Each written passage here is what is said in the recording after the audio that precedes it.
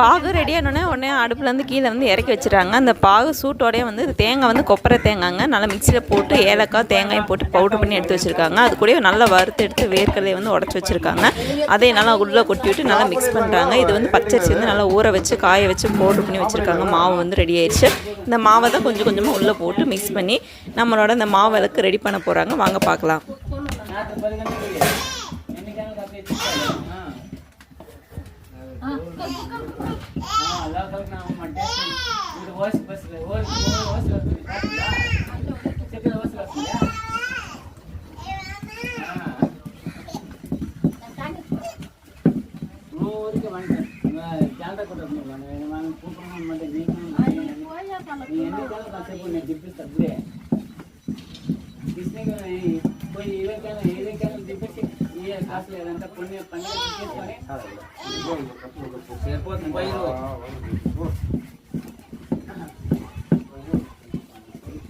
அத்தைங்க அத்தை கூப்பிடு.